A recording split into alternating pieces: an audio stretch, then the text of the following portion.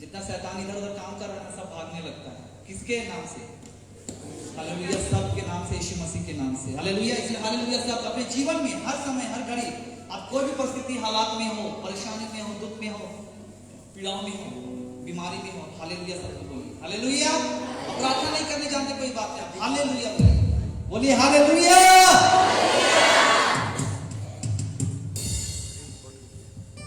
और हम लोग मिल करके आइए हम उस प्रभु की हम स्तुति और महिमा करेंगे। किस लोग आप बैठे बैठे आराधना करना चाहते हैं या खड़े होकर?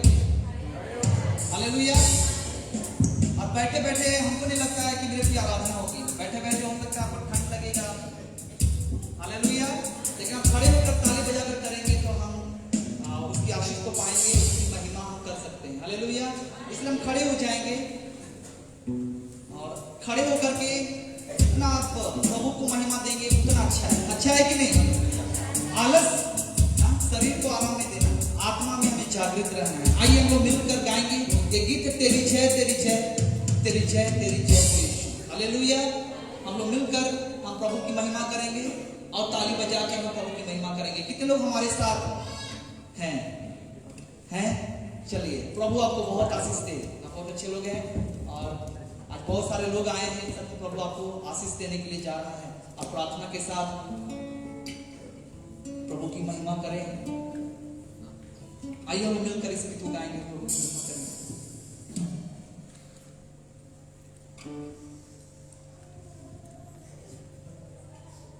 आप हमारा साथ दीजिएगा। हालेलुया। और हम मिलकर एक साथ गाएंगे। मेरे प्रियो, यहाँ पर परमेश्वर की महिमा की गूंज सुनाई देनी चाहिए। जहां तक परमेश्वर की महिमा हो वहां तक परमेश्वर का आशीष लोग पाना चाहिए। आइए हम मिलकर गाएंगे और प्रभु का धन्यवाद करते हुए उसकी महिमा करेंगे।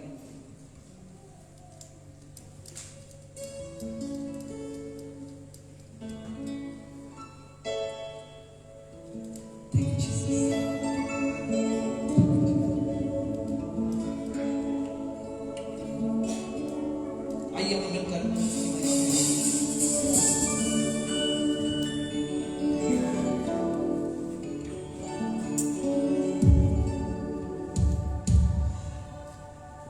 तेरी जय तेरी जय तेरी जय तेरी जय तेरी जय तेरी जय हो यीशु। तेरी जय तेरी जय तेरी जय तेरी जय तेरी जय तेरी जय हो यीशु। तेरी जय तेरी कलीसिया अपने हाथ ऊंचा उठाइए, आवाज उठाइए।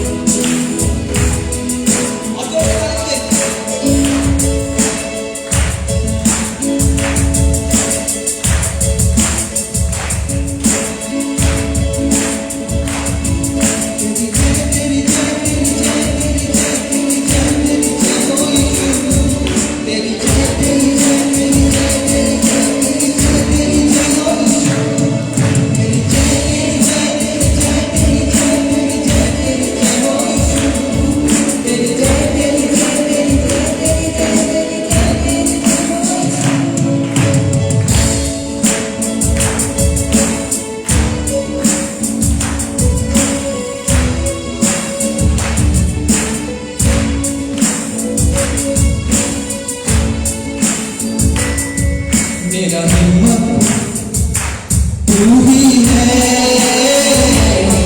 मेरी ताकत तू ही है। मेरा हिम्मत तू ही है, मेरी ताकत तू ही है। ओ मेरा जीवन तू ही है।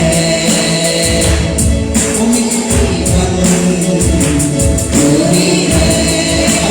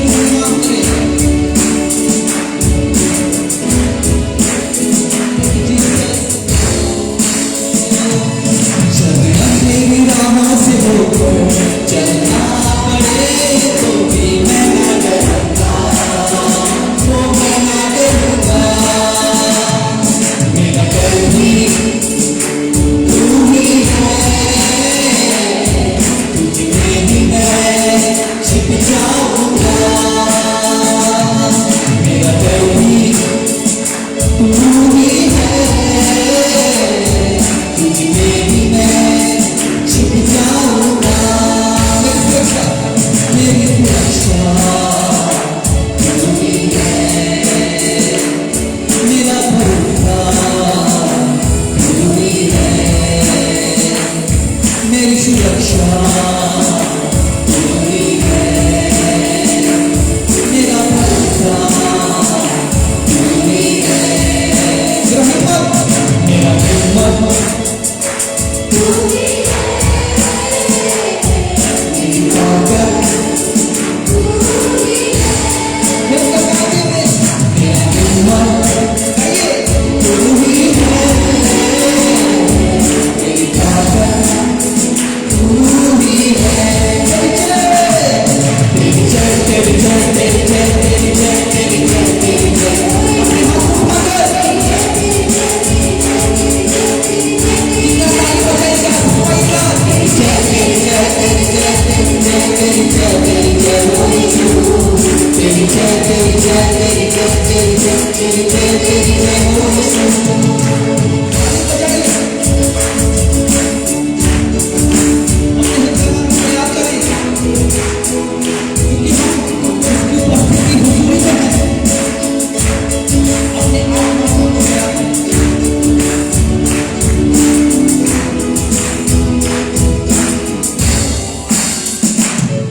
दुनिया की सारी मुसीबत मुझ में आती तो भी मैं ना डरूंगा, वो मैं ना डरूंगा, क्यों गाता हूँ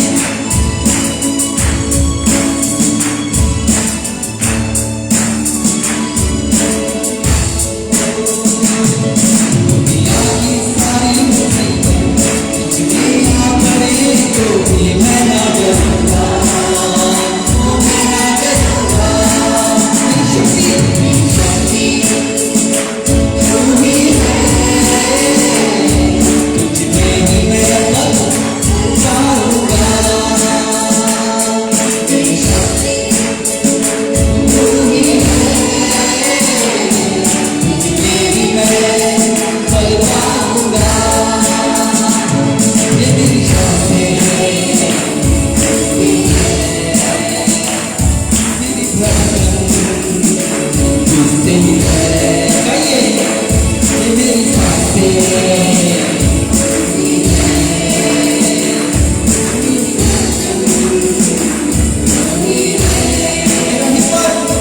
मेरा हिम्मत कहिए तू ही है, मेरी ताकत तू ही है, मेरा हिम्मत तू ही है, मेरी ताकत तू ही है, तेरी जय तेरी जय तेरी जय तेरी जय तेरी जय तेरी जय, सारी गली से गाए,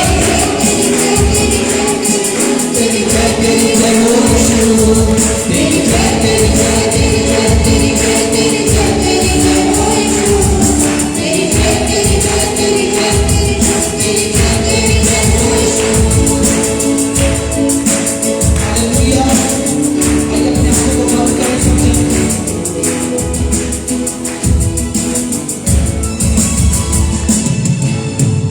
वो मेरा हिम्मत, वो मेरी ताकत, वो मेरा शरण स्थान दृढ़ और गढ़ है, अपने हाथ ऊंचा उठाएं और प्रभु से आज कहें, प्रभु तू मेरी सुरक्षा है,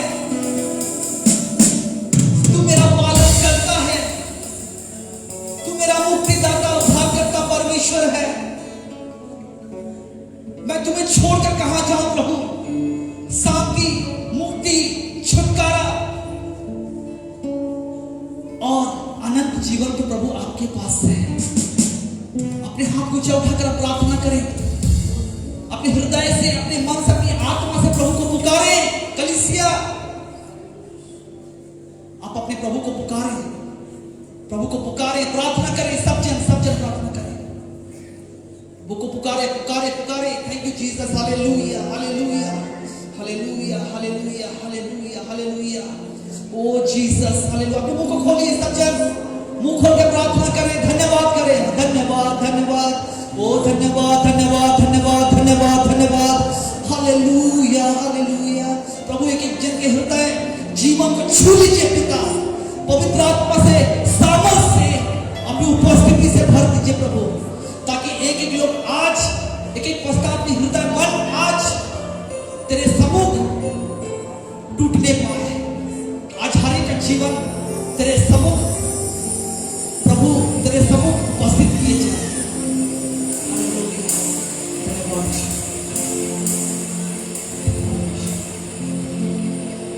प्रार्थना करें, पवित्र आत्मा को अपने जीवन में आने दें।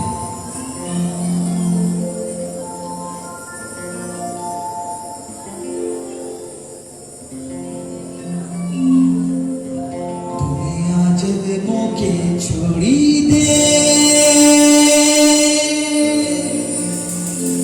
मसीह के प्यार मिल के, दुनिया जब मौके छोड़ी दे,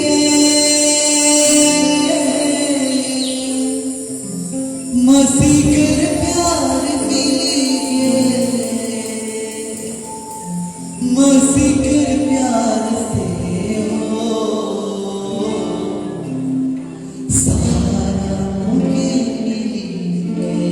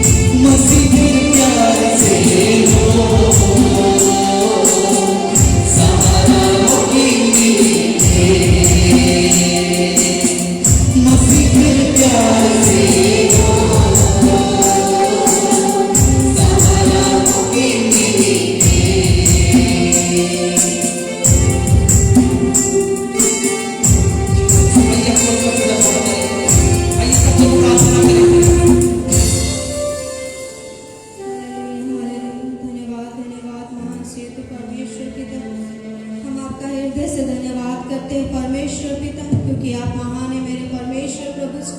आज के दिन को हमारे जीवन में दिया है परमेश्वर पिता, हम आपका धन्यवाद करते हैं। यहाँ उपस्थित हर एक विश्वासी भाई बहन को परमेश्वर आपके बुलंद हाथों में सौंप देती हूँ मेरे परमेश्वर पिता। अभी जो वचन का समय है मेरे परमेश्वर, हमारा हृदय, हमारा मस्तिष्क परमेश्वर, हमारा कान परमेश्वर आपके जीते वचनों को सुनने की ओर बनाए परमेश्वर पिता, ताकि इस वचन को हम सुन के नहीं परमेश्वर पिता, पर वचन के अनुसार हम चलने वाले बन पाए परमेश्वर पिता। ऐसे दया कीजिए, अनुग्रह कीजिए पिता। आपके दास को भी आपके हाथों में सौंप देते परमेश्वर। ऐसा आपके दास से हर एक बात परमेश्वर पिता, हर एक वचन प्रभु हमारे विश्वासी भाई बहन के जीवन में परमेश्वर वो वचन काम करने पाए मेरे परमेश्वर। हम आपका धन्यवाद करते हैं। धन्यवाद के साथ ये दुआ मांगती हूँ प्रभु यीशु मसीह के नाम से, आमीन। हालेलुया। आइए हम जोरदार ताली बजाकर आदरणीय परमेश्वर पिता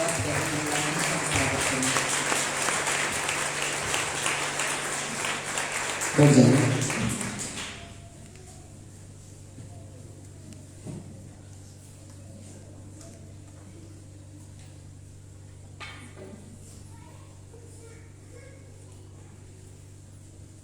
आप सभी को जय मसीह।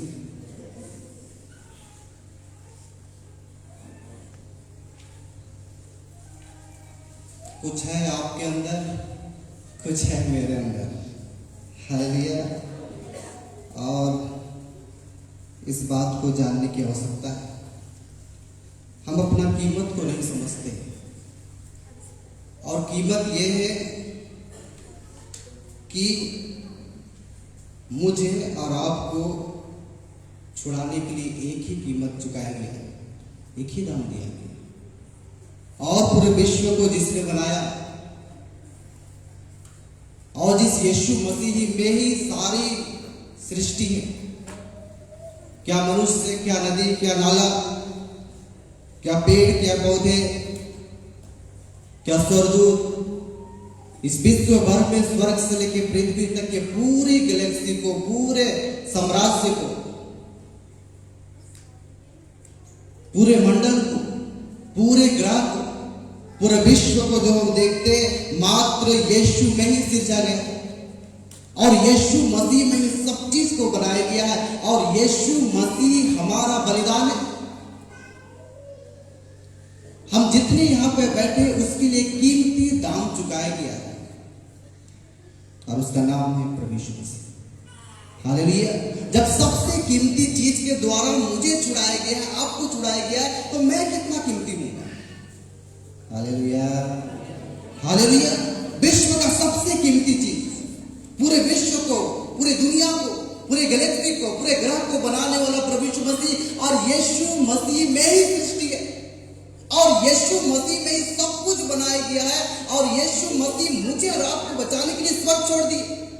इसका मतलब जिस कीमती चीज के बारे में, कीमती धन के बारे में बातचीत कर रहे, वो तो यीशु है।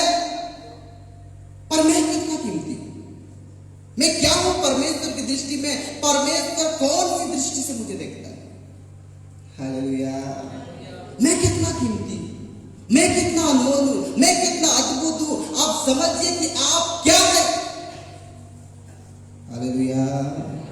क्या कीमत है मेरा, क्या कीमत मेरे दुनिया के लिए लगा सकते हैं लोग? बड़ी 1 करोड़ में दे सकता हूं तुम्हारे घर का मैं 2 करोड़ दे सकता हूं, इस जमीन का मैं लाखों रुपया दे सकता हूं, तुम्हारे पास जो मोबाइल है चलिए उसका मैं इतना दाम दे सकता हूं। हमारे हर एक चीजों का दाम लगाया जाता है, पर ये सबसे कीमती मैं और आप हूं। और इस सबसे कीमती चीज को प्राप्त करने के लिए यीशु को स्वर्ग छोड़ना पड़ा, और उसका आखिरी बूंद मनुष्य को बचाने के लिए देना। एक बार जोरदार ताली प्रभु वो कीमती है, और वो कीमती प्रभु यीशु मसीह, और कीमती प्रभु यीशु मसीह जिसमें ही पूरी सृष्टि किया गया है, उसने अपने आप को अनुराग और सुनने वालों को बचाने के लिए दे दिया। मैं सबसे कीमती हूं, मैं सबसे अद्भुत हूं, मैं सबसे अनमोल हूं, मैं विश्व का सबसे कीमती चीज हूं। कौन? बोलिए मैं। हालेलुया। मैं सबसे कीमती हूं, और मेरा यीशु मसीह मुझे बचाने के लिए और उस नरक के गड्ढे से बचाने के लिए उसको सब चीज छोड़ना पड़ा। अपना सिंहासन उसे त्यागना पड़ा, अपना वैभव उसे त्यागना पड़ा, अपना ऐश्वर्य उन्हें त्यागना पड़ा, उन्हें मनुष्य का रूप धारण करना पड़ा। लिखा हुआ सही गलत? Hallelujah, hallelujah. हम तो अपने जमीन का एक टुकड़ा देना नहीं चाहते, हम तो अपने कपड़े भी देना नहीं चाहते, हम तो अपनी रोटी में से बहुतों को देना नहीं चाहते, और हम चाहते कि तू मेरा वस्त्र ना पहने, तू मेरे रोटी में से ना खाए, तू मेरे जमीन में कैसे पैर रख सकते हो। हम तो कुछ देना ही नहीं चाहते। मगर जिस यीशु मसीह के बारे में हम बातचीत करते, उसने मुझे और आप और पूरे विश्व की मानव जाति को बचाने के लिए उसने स्वर्ग छोड़ दिया। आपने क्या छोड़ा है? हालेलुया। उसे प्राप्त करने के लिए एक बार दिल में अपना हाथ रख ले, राइट हैंड, और एक बार हाथ रख के बोलिए, मैंने क्या छोड़ा, मैंने क्या त्याग किया है, मैंने क्या त्याग किया है। जिस यीशु मसीह ने मुझे और पूरे मानव जाति को, संसार को बचाने के लिए उसने अपना सिंहासन छोड़ दिया। आप तो एक रुपया छोड़ना नहीं चाहते,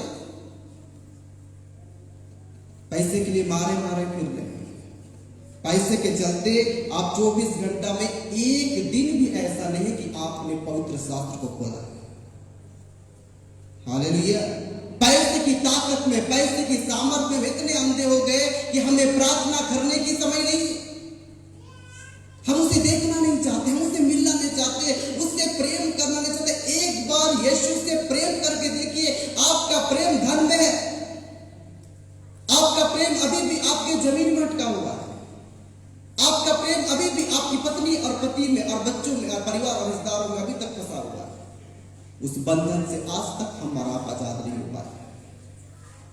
तब यीशु मसीह ने कहा कि मैं इस पृथ्वी पे मेल मिलाप करने नहीं आया हूं, मैं इस पृथ्वी पे तलवार चलाने आया हूं, और बेटा और मां को अलग कर दूंगा, बहू और सास को अलग कर दूंगा, बेटा और बाप को अलग कर दूंगा।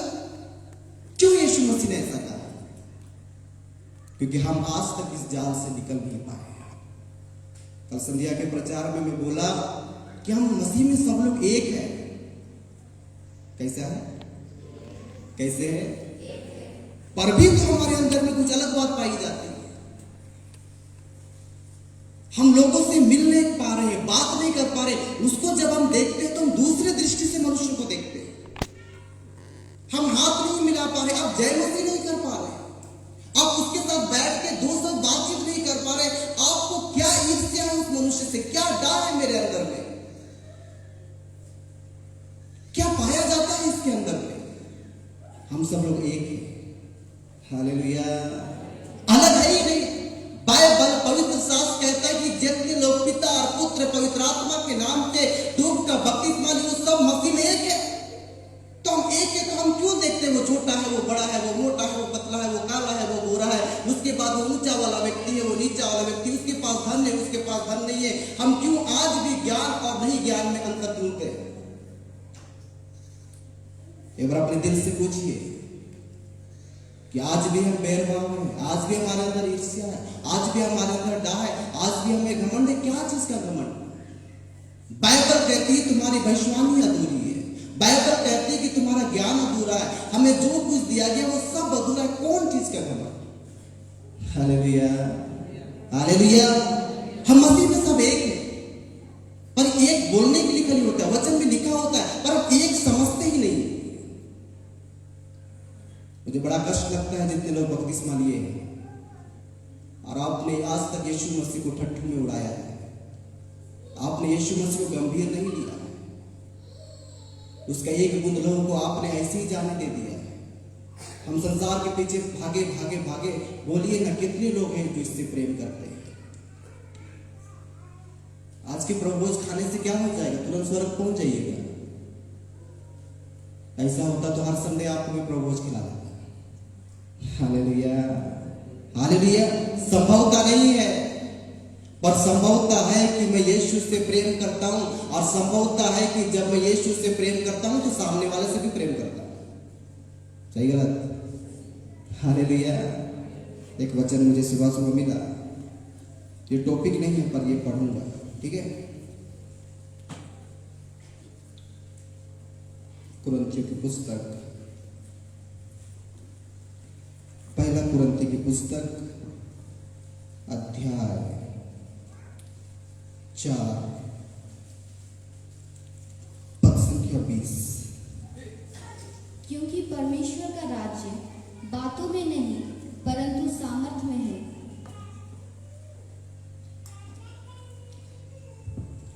क्योंकि परमेश्वर का राज्य बातों में नहीं परंतु सामर्थ में है।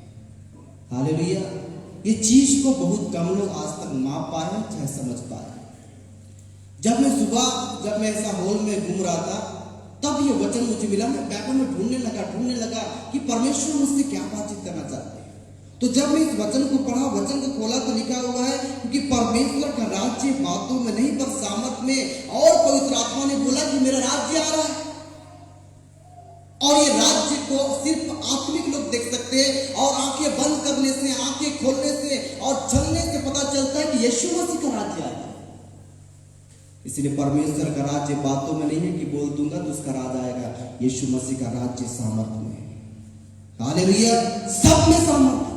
मैं यहाँ खड़ा हूँ, यहाँ भी सामर्थ है, यहाँ खड़ा हूँ, ये भी सामर्थ है, इसको पकड़ लो, इसमें भी सामर्थ है। परमेश्वर का राज्य बातों में नहीं है, परमेश्वर का राज्य सामर्थ में है। पूरे बिल्डिंग में परमेश्वर का सामर्थ। इसमें जितना सामग्री, जितना वस्तु दिखता, हर एक चीज में जब मैं भी घुटना टेक के प्रार्थना कर रहा था, मैं बोल रहा था प्रभु मैं सर उठा नहीं सकता हूं क्योंकि ये बेदी अग्नि से भरी हुई है। परमेश्वर इस बेदी में अग्नि है, इसमें चलने के लिए सोचना पड़ता है।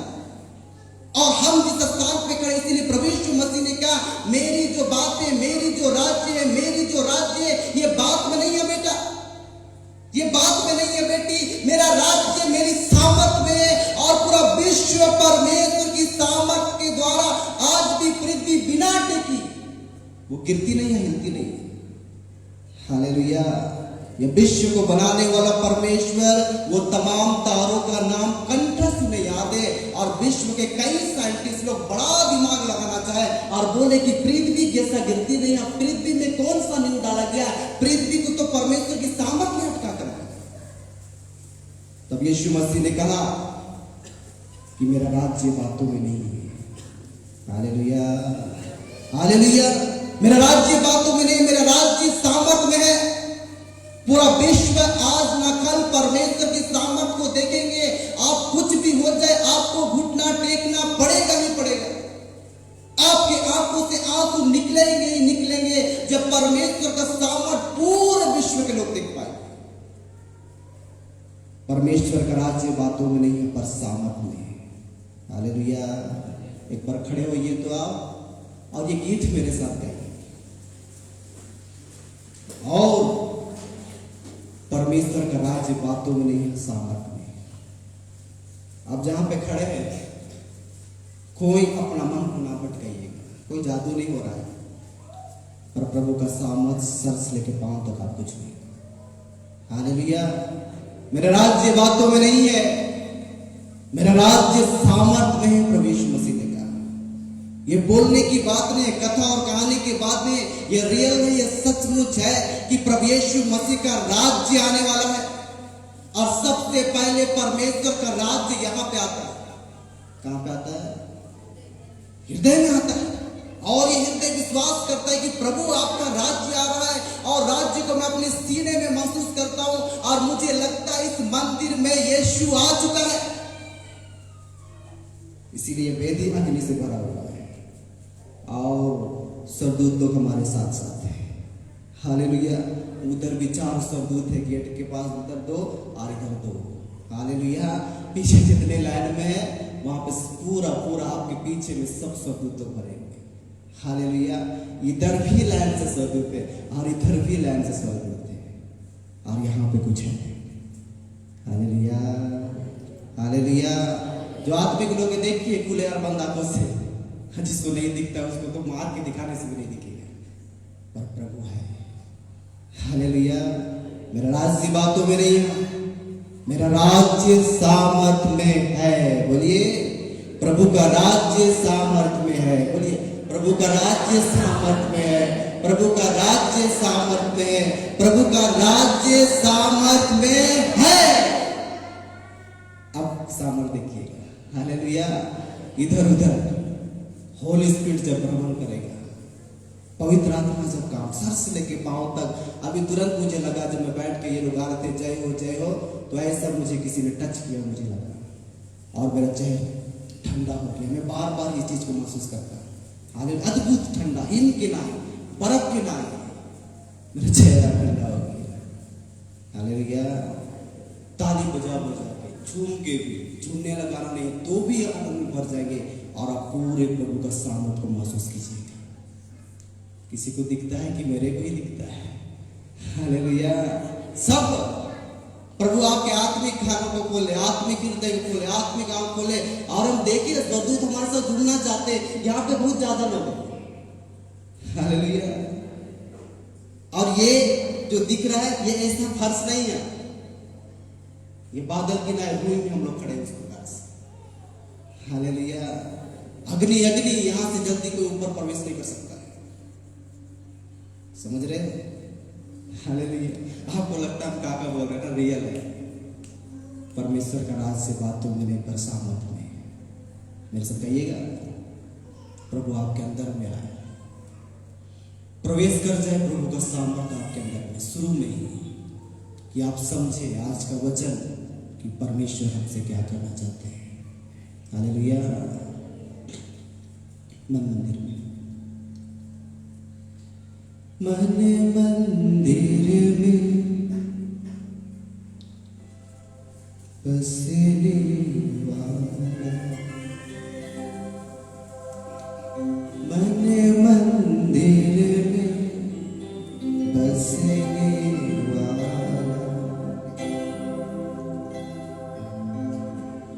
यीशु तू है निराला, यीशु तू है निराला।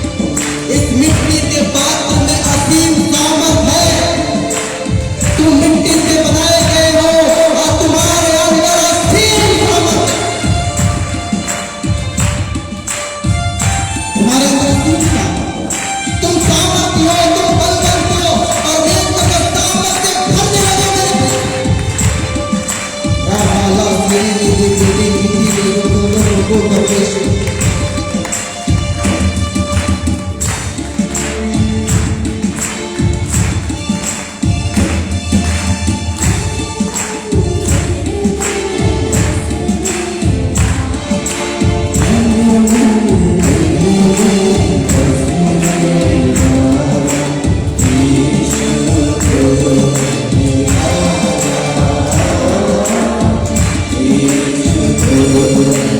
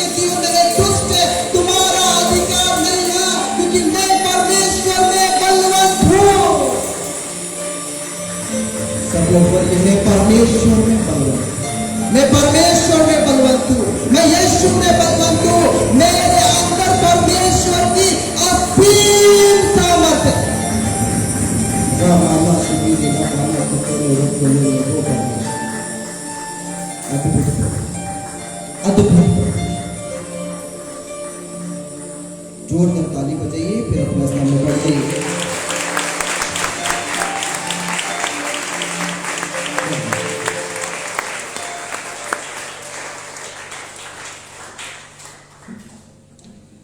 प्रभु आने वाले हैं, आप कितने लोग गंभीर हैं? मैं आपके लिए सोता नहीं हूं, प्रार्थना करता हूं। दिल से हाथ उठाइए, कितने लोग मेरे लिए प्रार्थना करते हैं?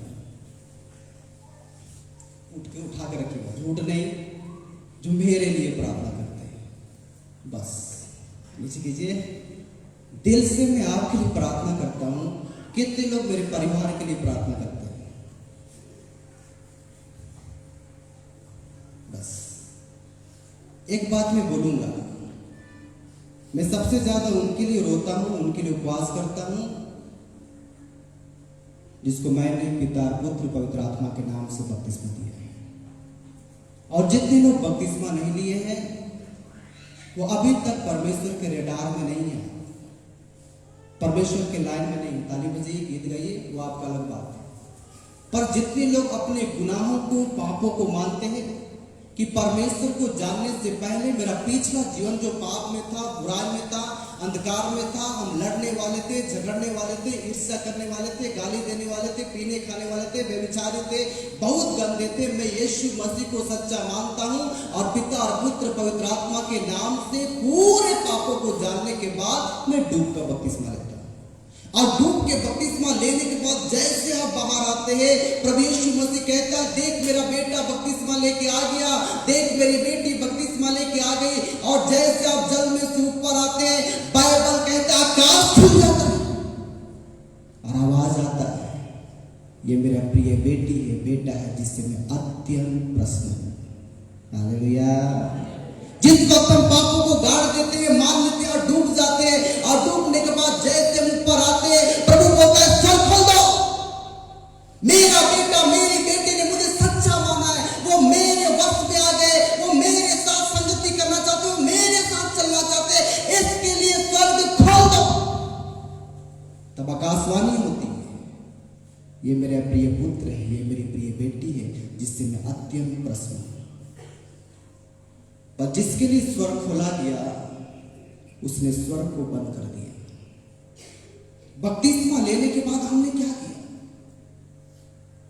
एक बार सोचिए, जितने लोग बपतिस्मा लिए, क्या होगा आज प्रभु खाने से? क्या हो जाएगा? आज चर्च आ जाने से कौन सा बड़ा चमत्कार हो जाएगा?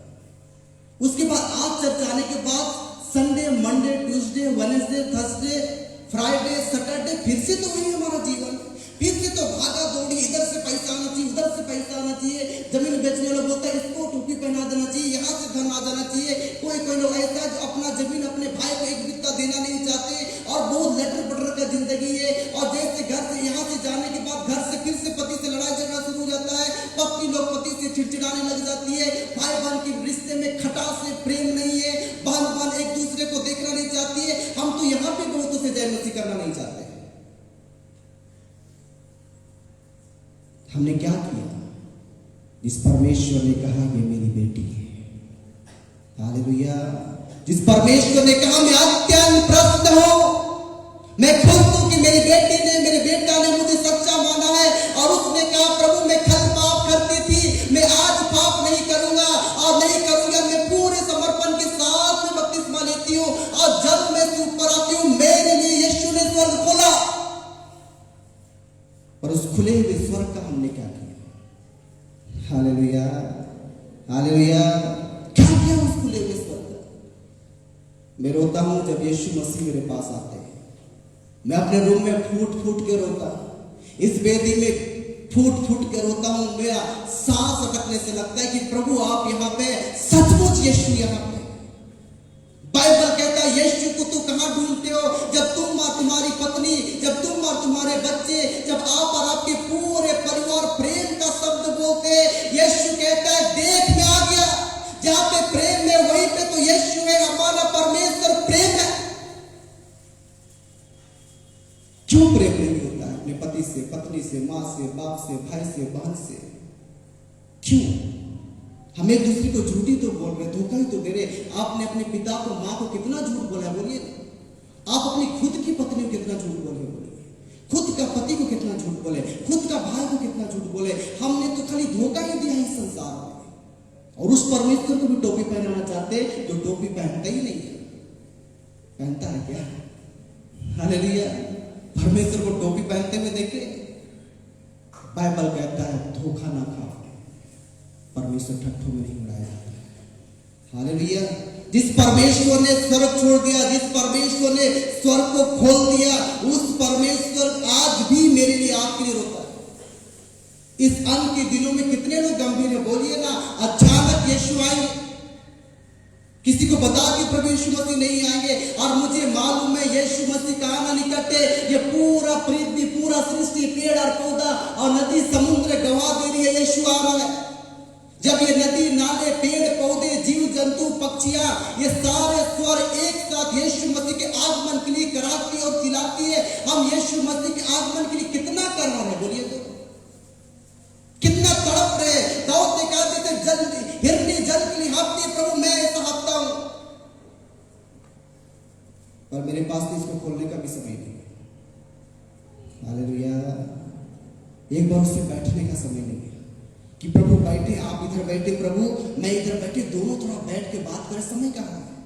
पैसा गिनने से फुर्सत है तो बोल दीजिए, जमीन बेचने से फुर्सत है तो बोल दीजिए, अपने 8 घंटा 12 घंटा ड्यूटी से फुर्सत है तो बोलिए। और उस 8 घंटा का 12 घंटा का ड्यूटी फुर्सत करने के बाद जो 2 घंटा 40 मिनट परमेश्वर को देते हैं वो स्वर्ग जाएंगे। हालेलुया। जो परमेश्वर को समय देते और कहते हैं जैसे हिरनी जल के लिए हाँफती है, प्रभु मैं हाँफता हूं, मेरे अंदर किसी के लिए बैर भाव निंदा शिकायत सिंगा डाल नहीं है, मैं उसको माफ करता हूं, मैं उसको क्षमा करता हूं, मैं उससे गले लग सकता हूं, मैं उसे चूम सकता हूं, मैं उसके साथ बैठ के संगति कर सकता हूं, बात कर सकता हूं। मेरे यीशु मसीह मेरे अंदर किसी के प्रति कुछ भी नहीं, मैंने उसे माफ किया है, मैंने उसे क्षमा किया है।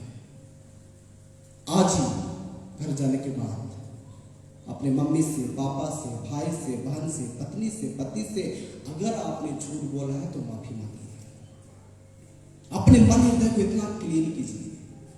परमेश्वर को 2 घंटा 40 मिनट एवरी डे, रोज का रोज परमेश्वर को देने की कोशिश कीजिए। उसमें आप हो सके खाना नहीं खा पा रहे हो टाइम से, हो सके आपको बहुत चीज टाइम से नहीं हो पा रहा होगा, पर परमेश्वर को टाइम दीजिए।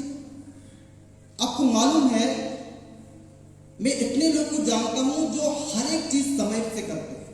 अपने ड्यूटी समय से जाते हैं, अपने स्कूल समय से जाते हैं, अपने कॉलेज समय से जाते हैं, अपने बिजनेस सही से समय से जाते हैं, अपने जिम समय से जाते हैं, अपने क्या बोलते हैं जो आप बनाते हैं उसको समय से बनाते हैं।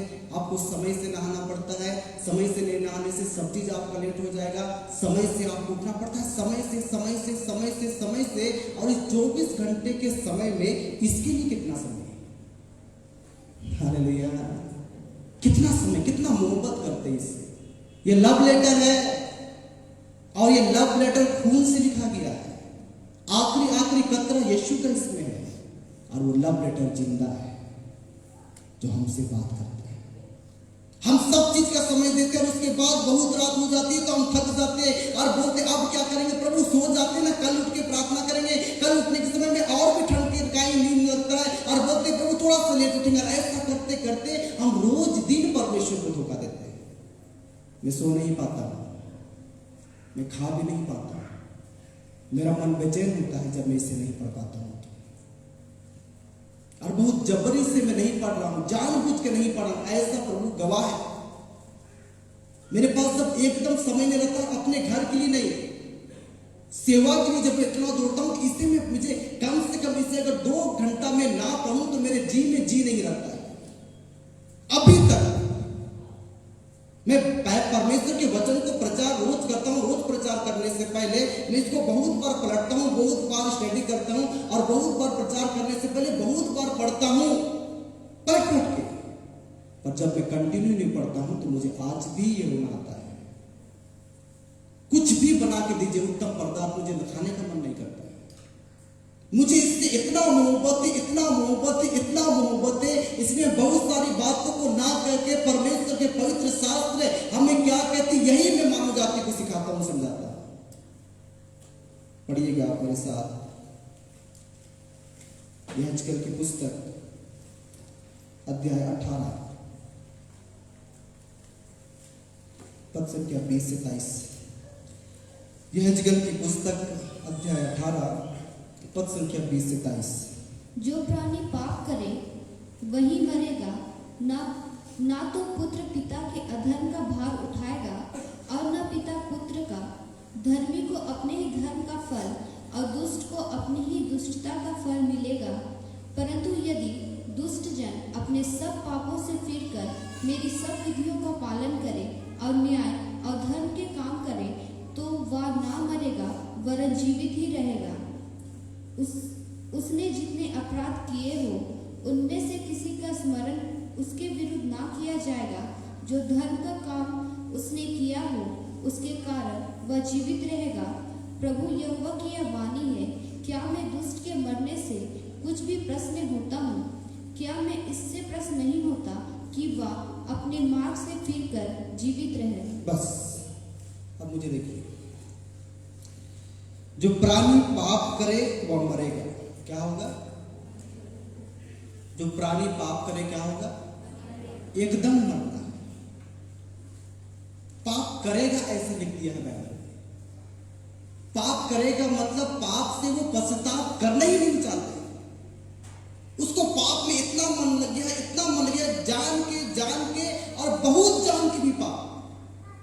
और इस पाप के गड्ढे से, पाप के दलदल से वो प्राणी अपने पांव को हटाना ही नहीं चाहते, अपने आदत को बदलना ही नहीं चाहते, अपने आदतों को बदल के पवित्र शास्त्र में ध्यान देना चाहते ही चाहते नहीं। कोई लड़की से फंसे हुए, कोई लड़के से फंसे हुए, कोई धन में फंसे हुए, इतना जाल है। आप अपने जीवन को देखिए ना, आप अपने घर के कोने के जाल को साफ करते हैं और आप खुद जाल में पड़े। अपने आप को देखिए कभी आईना में। हालेलुया। हम घर को बहुत साफ करना चाहते हैं, बाथरूम को बहुत साफ करना चाहते हैं, किचन को बहुत साफ करना चाहते हैं, अपने दांत को साफ करते, पर तुम्हारे अगल बगल जो झोले जाले इसमें से हम क्यों नहीं निकलते? इसलिए परमेश्वर की पुस्तक में से, भविष्यवाणी की पुस्तक में से हम परमेश्वर के पवित्र शास्त्र में पढ़ते, जो प्राणी पाप करे वो क्या होगा? मरना पड़ेगा। आपके लिए दो बात है ही नहीं। अगर आप इस बात से पश्चाताप ना करें, आप इस रास्तों को चेंज ना करें, तो मरना पड़ेगा। ना तो पुत्र पिता के अधर्म का भार उठाएगा और न पिता पुत्र का। धर्मी को अपने ही धर्म का फल मिलेगा। किसको मिलेगा? सिंगल बात कर रहा हूं, ध्यान दीजिए, वचन को समझने की कोशिश कीजिए।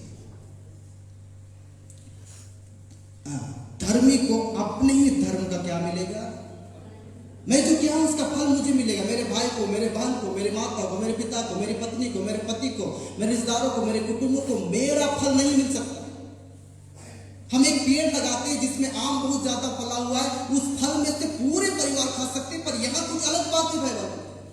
जो अधर्मी, जो प्राणी पाप करेगा उसे मरना ही पड़ेगा। कोई भी एक दूसरे का भार नहीं उठाएगा, पर बाइबल कहता है धर्मी अपना फल खाएगा। मेरे फल को कोई रोक नहीं सकता है। आप मेरे पीछे निंदा कीजिए, शिकायत कीजिए, उल्टा पुल्टा बोलिए, एकदम हमको कोई परवाह नहीं होता है, क्योंकि मैं जानता हूं कि जिस रास्ता को मैंने चुना है उस रास्ता मुझे अकेला चलना पड़ेगा। इस रास्ता का नाम क्या है मालूम है? कौन सा रास्ता हमें परमेश्वर की ओर ले जाता है?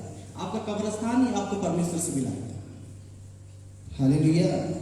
ये कब्र ही परमेश्वर से मिलाएगा आपको। मरने के बाद ना, इस शरीर को त्यागने के बाद ही तो हम परम प्रधान परमेश्वर से, परमात्मा से मिलेंगे। जब तक इस शरीर में आत्मा है, परमात्मा परमेश्वर से कैसा मिलेंगे? इस शरीर को त्यागना पड़ेगा। और सबसे अच्छा मार्ग, रास्ता है कब्रिस्तान, जहां पे लोग मुझे ढो के ले जाते हैं, पर मैं अकेला चल रहा हूं ना, और वहां पे अकेला ही गाड़ा जाता है। पति पत्नी को साथ में नहीं गाड़ देता, वो दूसरा बात छोड़ दीजिए, पर मुझे अकेले इस गड्ढे में जाना पड़ता है, और गड्ढे में जाने के बाद मैं परमेश्वर से मिलता हूं। इस रास्ता में मनुष्य को अकेला जाना पड़ेगा। इसलिए इस रास्ता का चयन आपने खुद किया है, और आपने इस रास्ता का चयन कब किया है? जब आपने बपतिस्मा लिया। तुम तो मर गए, तुम्हारा जीवन मसीह और परमेश्वर के साथ छुप चुका हुआ है, आप ऑलरेडी मरे हुए हैं। जो प्राणी पाप करे वो मरेगा।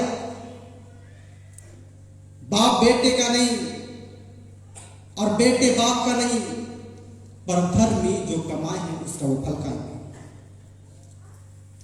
दुष्ट की अपनी ही दुष्टता का फल मिलेगा, परंतु यदि दुष्ट जन अपने सब पापों से फिरकर मेरी सब विधियों का पालन करे और न्याय और धर्म के काम करे, तो वह न मरेगा वरन वह जीवित रहेगा। आपको मालूम है विधि क्या है परमेश्वर का? बाइबल कह रहा है कि उस प्राणी को, उस मनुष्य को मैं बचा सकता हूं, मैं नरक नहीं डाल सकता हूं, पर उसको दो काम तो करना ही करना पड़ेगा। सबसे पहला काम, उसे अपने पापों से मन फिराना पड़ेगा। आप क्या सोचते हैं? चोरी करना ही पाप है? झूठ बोलना ही पाप है, व्यभिचार करना ही पाप है, बुरा सोचना ही पाप है, गाली देना ही पाप है, पीना ही पाप है। ये तो पाप का फल है। पाप का मतलब आप यीशु मसीह से संगति नहीं करते। हालेलुया। हम उस रास्ता को चुने जिस रास्ता में एकदम जाम है, एकदम वहां पे जाम लग गया, ट्रैफिक है वहां पे, और उस जाम से हम निकल ही नहीं पा रहे, इसलिए हम परमेश्वर से संगति नहीं कर पा रहे। जितने पाप हम गलती की पुस्तक में पढ़ पाते हैं, शरीर के काम तो प्रकट है, अर्थात व्यभिचार, गंदे काम, लूचपन, मूर्ति पूजा, टोना, बैर, झगड़ा, ईर्ष्या, क्रोध, विरोध, डाह, मतवालापन, लीला, कीड़ा और ऐसे और पाप है। ऐसे पाप करने वाले परमेश्वर के राज्य में नहीं जाएंगे। आप तो पेड़ के नाए खड़े, ये पाप तो लग चुका है फल के नाए।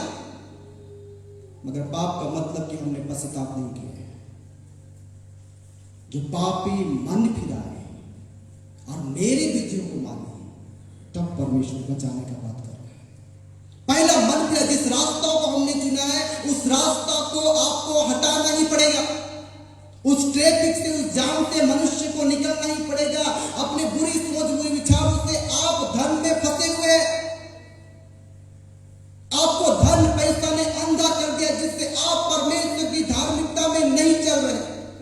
आपको ये जमीन अंधा कर दिया है, ये जमीन के टुकड़ों से आप निकल नहीं पा रहे। आपका खुद का परिवार आपको अंधा कर दिया है, जिससे आप किसी अपने बेटे को मान सक रहे, दूसरे बेटे को नहीं मान सक रहे। आप इस मोह माया के जाल में आज भी फंसे हुए। इसलिए मनुष्य को सबसे पहले जो चीज में हमारा मन है, उसमें से मन को फिराना पड़ेगा, लिखा हुआ। समझ रहे कि नहीं समझ रहे? समझ रहे कि समझ इधर से चला जा रहा है। हाँ? समझ रहे कि मन फिराना पड़ेगा। कितना घमंड है धन का, संपत्ति का। लाखों कमाने वाला का 1 रुपया नहीं बचता है, पर परमेश्वर के दास को महीना 3000 रुपये मिलता है, तब भी वो कपड़ा पहनते हैं, तब भी वो खाना खाते हैं। एक व्यक्ति ने मुझसे कहा, उस पास्टर को कितना मिलता? मैंने बोला उस पास्टर को महीना 3000 मिलता है। मैं तो 3000 का कितना बार शॉपिंग महीना में कर लेता हूं। क्या कीजिएगा ब्रांडेड कपड़ा पहन के? कफन में कोई ब्रांडेड नहीं होता है, कफन का कोई दाम नहीं है। कफन लिए कभी आप लोग दुकान जाइएगा, बोले कफन के दाम तो 2 देना है, दे दो। हमारा कोई मूल्य नहीं। हालेलुया। मरने के बाद कोई मूल्य नहीं है। बक्सा में डाले तो ठीक है, नहीं डाले तो भी ठीक है, पानी में बहा दे तो भी ठीक है, जला दे तो भी ठीक है, गाड़ दे तो भी ठीक है। क्या मूल्य है मनुष्य का मरने के बाद? जिंदा में कोई मूल्य है हमारा। इसलिए कपने का कोई भी ब्रांड नहीं, कपने का कोई भी दाम नहीं है। जितना ब्रांडेड पहनना पहनिए, पर ये याद रखिए परमेश्वर के दास लोग एक कपड़ा में सालों भर अपना जीवन जी देते हैं और अपने परिवार का कहीं पालन पोषण ना करके उसे बोलते हैं कि नहीं कर पाऊंगा, और वो परमेश्वर का सेवका हंस के करते हैं, और महीना में कितने हजारों का शॉपिंग कर लेते हैं। घमंड। और इस घमंड के जाल से मन हम नहीं फिरा पा रहे। सुनिए,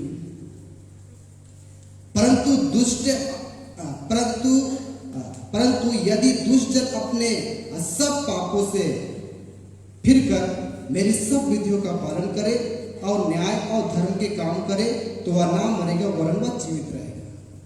अब जब हम पाप से मन फिराते, तीसरा स्टेप, जब हम पाप से मन फिराते तो हमको धर्म का काम करना पड़ता है। आप जितना बैठे हैं ना, इसमें सबसे ज्यादा पापी मेरा है।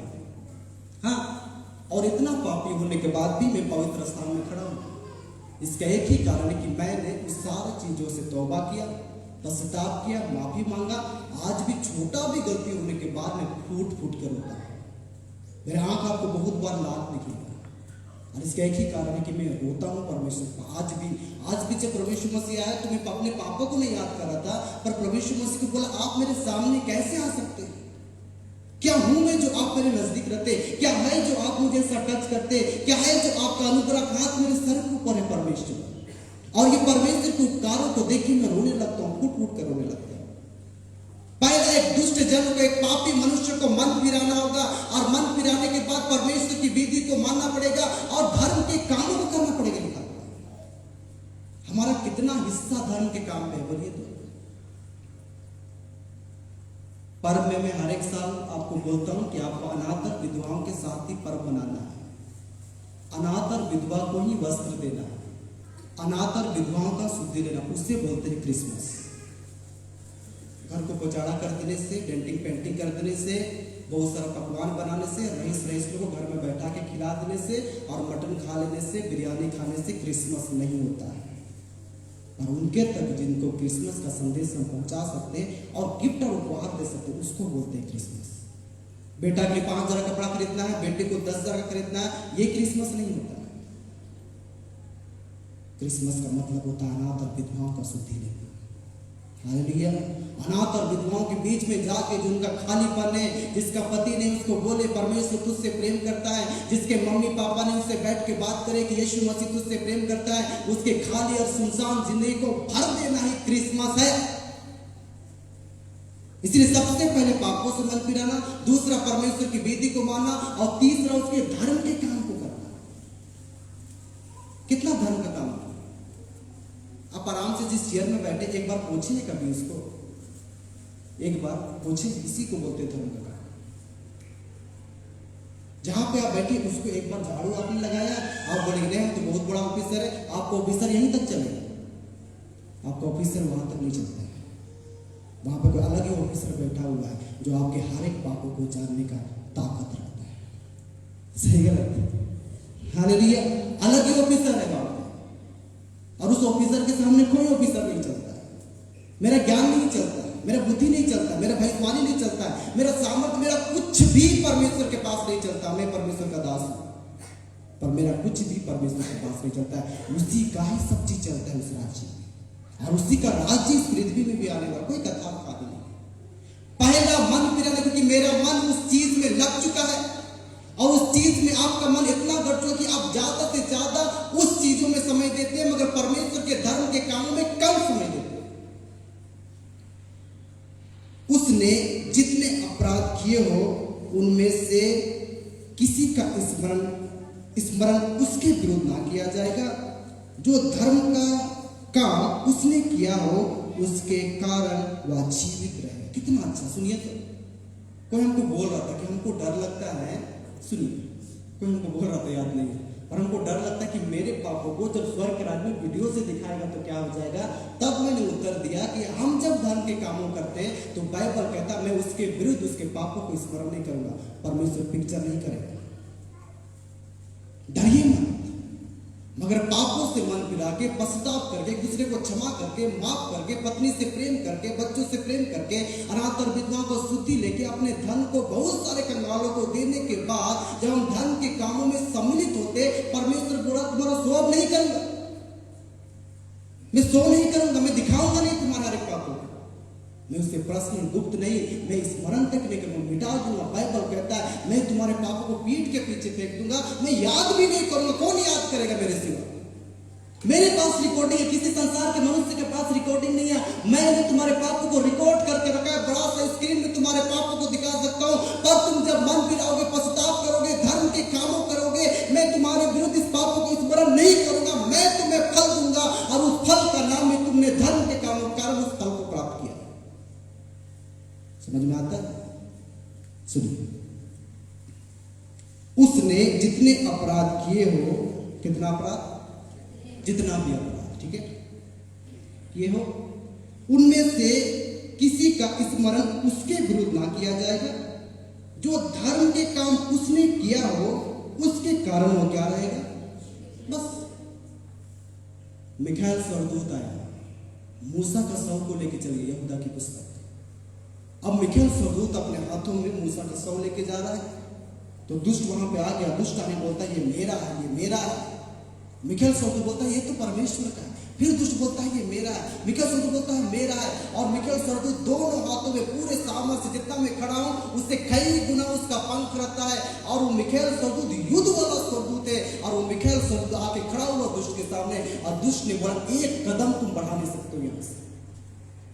उसने दावा किया मूसा मेरा है, और स्वर्गदूत ने दावा किया मूसा परमेश्वर का है। तब उन लोगों ने बोला अपना अपना चिट्ठी खोलो। तब उसके बाद दुष्ट ने एक लंबा लिस्ट निकाला जिसमें मूसा का क्राइम था, अपराध था, और मिखाएल स्वर्गदूत ने एक लिस्ट निकाला जिसमें उसमें धर्म का सीढ़ी बढ़ता गया, बढ़ता गया, बढ़ता गया, और बिना कुछ कहे दुष्ट को रास्ता साफ कर देना पड़ा। हालेलुया।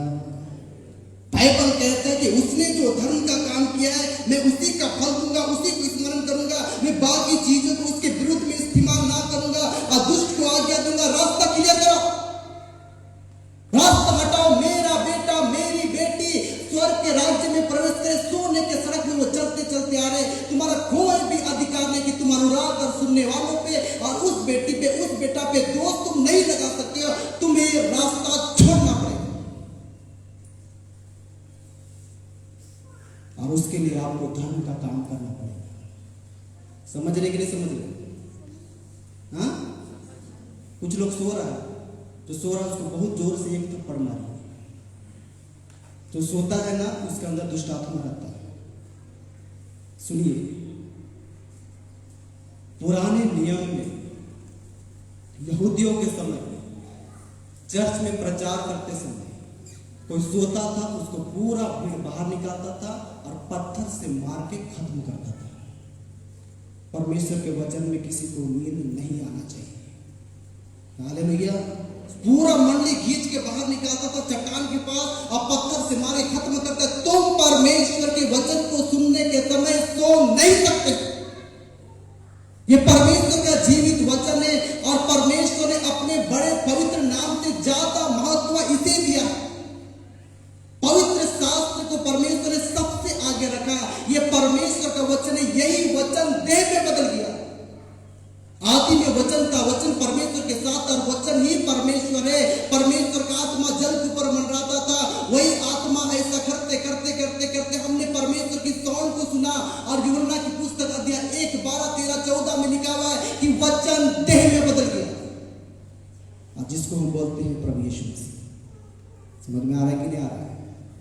इसलिए जो आपके बगल में सोए ना उसको टेबल से गिरा दीजिए, चेयर से गिरा दीजिए। आप परमेश्वर के वचन में सो नहीं सकते। दुष्ट आत्मा कितना कितना दुष्ट आत्मा आपके अंदर में जो आप सो जाते हैं। परमेश्वर का वचन सबसे कीमती है, इसको इसको इसको इसको इसको सुनने समय आप सो जाते हैं। क्यों? कितना रात को आप काम किए, कितना नाइट ड्यूटी किए जो आप सो जाइएगा? नहीं, परमेश्वर के वचन से मजाक मत कीजिए, खिलवाड़ मत कीजिए। प्रभु यहोवा की यह वाणी है, क्या मैं दुष्ट के मरने से कुछ भी प्रश्न होता हूं? क्वेश्चन जी, क्या मैं इससे प्रश्न नहीं होता कि वह अपने मार्ग से फिरकर जीवित रहे?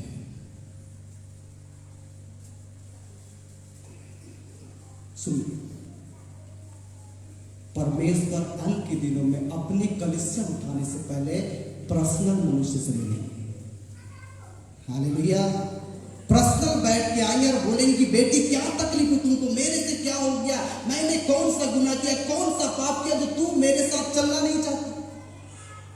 प्रश्न एक एक व्यक्ति से मिलेगा और बोलेंगे तुमने बपतिस्मा लिया है, तुमने मुझे सच्चा माना, मैं तेरे पास आता हूं, बोलना बेटी बोल, तुम्हें क्या तकलीफ है, बोलना क्या दिक्कत है जो तू मेरी धार्मिकता में, पवित्रता में, निष्कलंकता में तुम मेरे साथ चलने पारी, बोल बेटी बोल बेटा, तुम्हें क्या तकलीफ है।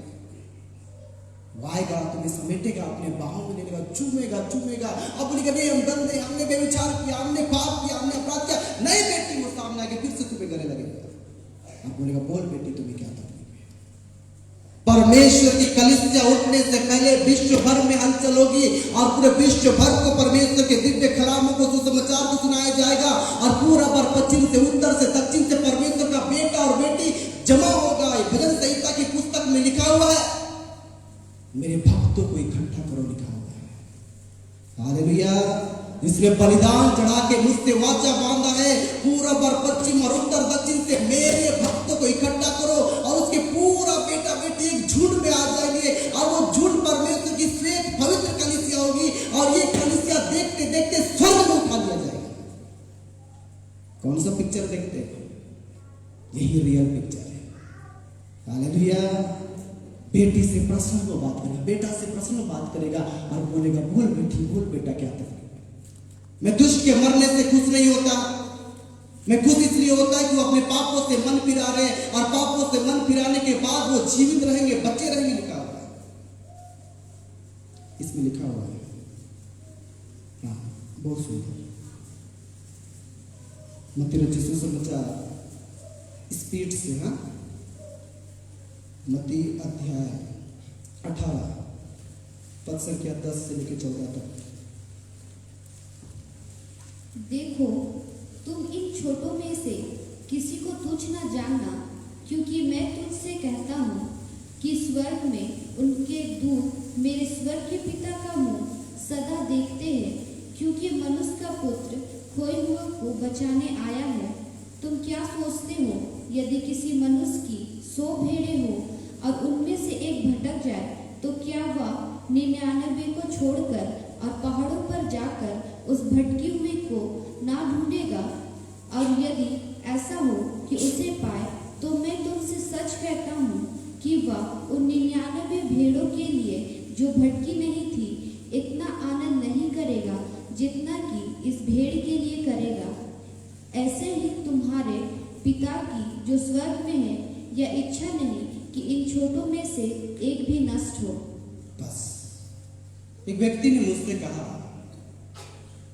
और उसने कहा कि बोला कि आप क्या सोचते हैं ये लोग बदल जाएंगे? आप क्या सोचते हैं ये अच्छी दासी बन जाएगी? आप क्या सोचते हैं कि ये अच्छा दास बन जाएगा? अभी दिखने से वो ना दास दिखते हैं ना दासी दिखते हैं, एकदम सीधा भी वो लड़का लड़की नहीं दिखते। पर मेरा विश्वास कि परमेश्वर उसे बदल सकता है। हालेलुया। जब तक एक मनुष्य नहीं मरता है, अपना देह को त्याग नहीं करता है, उसके देह से, शरीर से प्राण और आत्मा नहीं निकलती है, परमेश्वर के दास और होली स्पिरिट का ये जोर रखता है कि वो परमेश्वर को जाने, पश्चाताप करे, मन फिरा के परमेश्वर के राज्य में प्रवेश करे। उस व्यक्ति ने बोला, इसमें तुम विश्वास करो, ये कैसे बदल सकता है? ये कैसे बदल सकती है? बदल सकता है। और यीशु ने बदल के दिखाया। और यीशु मसीह जब ऐसे ऐसे चल के आ रहे, तो एक बहुत बड़ी भीड़ आ रही, बहुत हल्ला कर रहे, बहुत लोग चिल्ला रहे, उसके हाथों में बड़े बड़े पत्थर थे और उस लड़की को धकेलते धकेलते धक्का मारते मारते आ रहा था लोग। तब यीशु मसीह को देख के वो लोग रुक गए। आप बोले, गुरुजी आप बताइए क्या करें, क्या हो रहा है? इसने व्यभिचार किया, इसने रंगे हाथ पकड़ाई है, ये लड़की ने व्यभिचार किया है। यीशु मसीह ने बहुत अच्छा उत्तर दिया। और यीशु मसीह ने कहा, आज तक जिसने जन्म से लेके अभी तक जिसने पाप नहीं किया, वही पहला पत्थर मारेगा। बड़े से लेके छोटे पत्थर को वहीं पे फेंक दिए और वो चले गए। वो लड़की वहीं पे थी, यीशु यहाँ वहीं पे था। और यीशु मसीह ने किसी ने भी नहीं ऐसा व्यवहार किया। और यीशु ने कहा कि मैं भी तुम्हें दंड की आज्ञा नहीं देता। यीशु मसीह ने एक बात कहा, और यीशु मसीह ने कहा कि जाओ दोबारा पाप मत करो। वो व्यभिचार करते हुए पकड़े गए, गंदे काम करते हुए पकड़े गए, और यहूदियों के नियम के अनुसार जो गंदा काम करते हुए पकड़े जाएंगे, उसको सब लोग पत्थर से मार मार के खत्म करना चाहिए। यीशु मसीह ने बोला, ऐसा नहीं, तुम इसका अर्थ सीखिए, मैं बलिदान नहीं चाहता हूं, मैं दया चाहता हूं, मैं प्रेम चाहता हूं। मैं तुम्हें मारने के लिए नहीं आया, मैं तुम्हें खत्म करने के लिए आया। इसलिए यहेजकेल की पुस्तक में, भविष्यवाणी की पुस्तक में लिखा हुआ है, किसी के मरने से मैं प्रश्न नहीं होता हूं, मैं प्रश्न होता हूं कि वो अपने पापों से मन फिराए, पश्चाताप करे, मेरी ओर फिरे, कि परमेश्वर का आत्मा आपको पवित्र करे, उसका लहू आपको धो दे। तब यीशु मसीह ने कहा, देख तुम इन छोटों में से किसी को तुच्छ ना जानना। किसको बोला गया? ये कौन है छोटा मालूम है? ये एक ऐसा छोटा है जो कुछ भी नहीं आता है। इसको बोलेगा बैठने नहीं आएगा, उठने नहीं आएगा, चलने नहीं आएगा, खाने नहीं आएगा, पीने नहीं आएगा, गीत गाने भी नहीं आएगा, बजाने भी नहीं आएगा, प्रचार करने भी नहीं आएगा, ताली बजाने भी इसको नहीं आएगा। तब यीशु मसीह ने कहा, देखो तुम इन छोटों में से किसी को तुच्छ ना जानना, क्योंकि मैं तुमसे कहता हूं कि स्वर्ग में उनके दूत मेरे स्वर्ग पिता का मुंह सदा देखते हैं, क्योंकि मनुष्य का पुत्र खोए को बचाने आया। तुम क्या सोचते हो, यदि किसी मनुष्य की 100 भेड़ हो और उनमें से एक भटक जाए, तो क्या 99 को छोड़कर और पहाड़ों में जाकर उस भटकी हुई को ना ढूंढेगा? और यदि ऐसा हो कि उसे पाए, तो मैं तुमसे सच कहता हूं कि वह उन 99 भेड़ों के लिए जो भटकी नहीं थी, इतना आनंद नहीं करेगा जितना कि इस भेड़ के लिए करेगा। ऐसे ही तुम्हारे पिता की जो स्वर्ग में है, या इच्छा नहीं कि इन छोटों में से एक भी नष्ट हो जाए। आप तो आराम से बोल देते हैं ना, उसका नाश हो जाए, वो खत्म हो जाए। आपके जमीन में कोई पैदा कर देगा, इसका तो हिसाब हो जाएगा, परमेश्वर एक दिन आपका हिसाब कर देगा। हालेलुया। बाइबल के कहता है इस छोटे में से किसी को भी परमेश्वर नष्ट होते हुए नहीं देख सकता।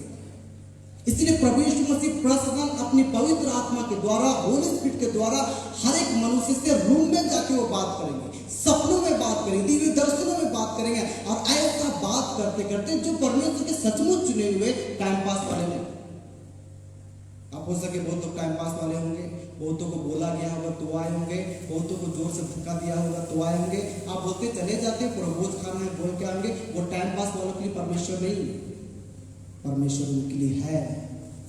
जैसे हिरनी जल के लिए हाँकती है, परमेश्वर मैं आपके लिए हाँकता हूं। हालेलुया। दाऊद के पास इतना धन था, इतना वो धनाढ़ था। और बाइबल कहता है जब परमेश्वर के दास दाऊद ने परमेश्वर से बात किया तो उसने स्वर्ग की ओर देखा, और स्वर्ग को खुला हुआ देखते हुए उसने पृथ्वी की ओर देखा और अपने पूरे वैभव, पूरे शक्ति को देखा।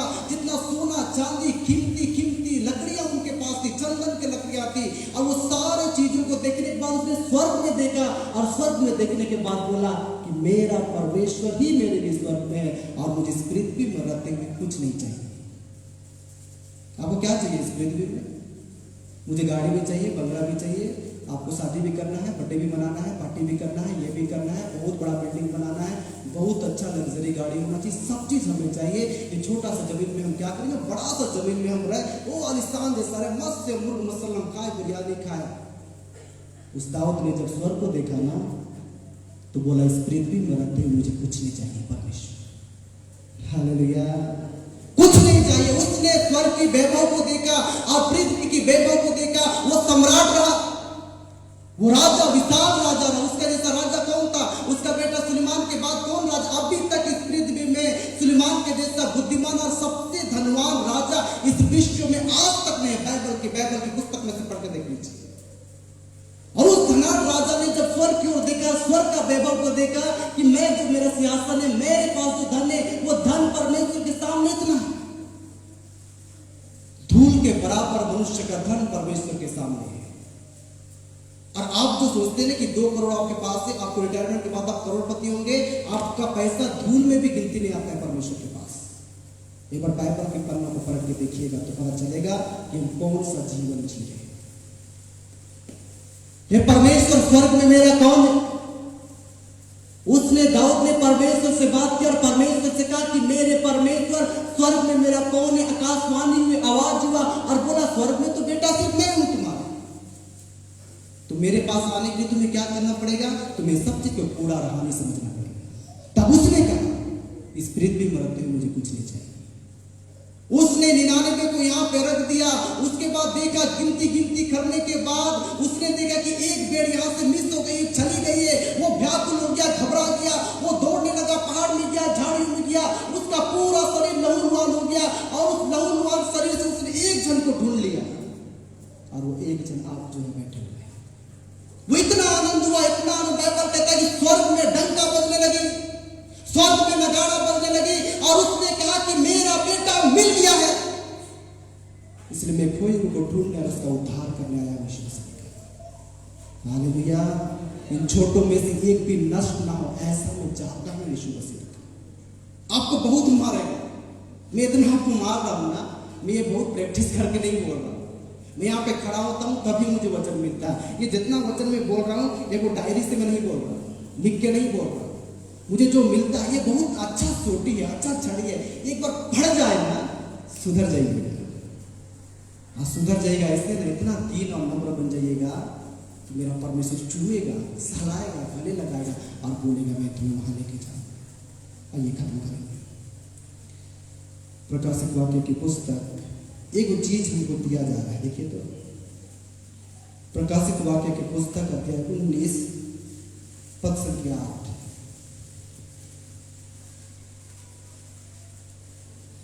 उसको शुद्ध और चमकदार मही मलमल पहनने का अधिकार दिया गया, क्योंकि उस मही मलमल का अर्थ पवित्र लोगों के धर्म के काम है। उसको शुद्ध और चमकदार महीन मलमल पहनने का अधिकार दिया गया, क्योंकि उस महीन मलमल का अर्थ है पवित्र लोग के धर्म के काम। मुझे एक वस्त्र परमेश्वर पहनाना चाह रहा है। ज्यादा नीचे मत देखिए, हमको देखिए। आपने तो बाइबल को खत्म कर दिया पढ़ते पढ़ते, समझ के नहीं पढ़ के खत्म किया। उसको शुद्ध चमकदार महीन मलमल पहनने का अधिकार दिया गया। और ये शुद्ध चमकदार महीन मलमल का अर्थ है पवित्रों के धर्म का काम। मेरा एक लिस्ट तैयार हो रहा है जिसमें मेरा पाप नहीं है। दिन भर में एक पाप किए होंगे गलती से, तो अगर आपने 10 धर्म के काम किए तो लिस्ट परमेश्वर तैयार करता है। और अंत के दिनों में पूरे दुष्ट को, अंधकार को, कई शक्तियों को तुम्हारे सामने से हटना पड़ेगा और तुम्हारा रास्ता पवित्र आत्मा श्वेत करके तैयार कर देगा और उस सोने के सड़क से आस्ते आस्ते प्रवेश करके हम परमेश्वर के राज में चले जाएंगे। उसने कहा मैं तुम्हें शुद्ध वाला पहनाऊंगा, मैं चमकदार वाला पहनाऊंगा, मैं मलमल पहनाऊंगा। आज आप दिसंबर तारीख 5 है, आप एक सुंदर वस्त्र आज खरीदते हैं बहुत 10,000 का। उसके बाद इस 10,000 का वस्त्र को कितना साल पहन लीजिएगा बोलिए? हम तो बहुत खपरा बांट देते हैं, लास्ट नहीं भी रहता है तो भी बांट देते हैं, फिर मेरे पास नहीं आता। साल भर में हम बहुत वस्त्र बदलते हैं, खरीदते नहीं हैं। जहां जाते हैं वहां वस्त्र मिलता है, जहां जाते हैं लोग पहनाता है, जहां जाते मेरा ऊपर से लेकर नीचे तक जो हम पहनते हैं वो खरीद दिया हुआ रहता है। सब लोग मुझे गिफ्ट करते हैं, तो हम तो खरीदते ही नहीं, बहुत कम। गलती से एक जगह प्रोग्राम चलना पड़ा, कहीं से नहीं मिला तो एक वस्त्र लेते हैं। ये हमेशा वीडियो में रहते हैं, लाइव रहते हैं, तो ड्रेस बदलने बोल के बोलिएगा ड्रेस ले। मैं चमकदार पहनाऊंगा, मैं शुद्ध वाला पहनाऊंगा, मैं महीन मलमल पहनाऊंगा और वो महीन मलमल शुद्ध चमकदार वस्त्र का नाम है तुम्हारे धर्म के काम, जो हमने इस पृथ्वी में रहते हुए कमाया है और वो पूरा धर्म का काम का फल लग चुका है। अगर मैं आपको बोलूं ना आप चर्च क्यों नहीं आ रहे, तो आप आस्ते आस्ते श्रापित हो जाते हैं। इसलिए मेरे बोलने से पहले अपने से चर्च आने की कोशिश कीजिए। इसलिए मैं बहुत कम विश्वासियों को बोलता हूँ चर्च आइए। मैं जानता हूँ कि अगर मैं ज्यादा बोलूँ तो आप भी श्रापित हो जाइएगा। अपने से चर्च आइए, अपने से संगति कीजिए। आप नहीं तो क्या सोचते हैं आपका सीट खाली रहेगा, परमेश्वर 4 जन को भर देगा जहाँ पे आप बैठते हैं। परमेश्वर से पंगा ना लीजिए। यीशु मसीह ने कहा ये नहीं चिल्लाएंगे तो ये पत्थर पे चिल्ला उठेंगे। इस अंतिम समय में आपका उत्तरदायित्व, आपका जिम्मेदारी होना चाहिए कि यीशु मसीह का लहू मेरे लिए बहा है तो मैं यीशु मसीह को अपना जीवन दे दूं। कुछ नहीं चाहिए, ऐसा बनिए ना, कुछ नहीं चाहिए, मुझे सिर्फ यीशु चाहिए। अपने सामने खड़े होइए, प्रार्थना करें।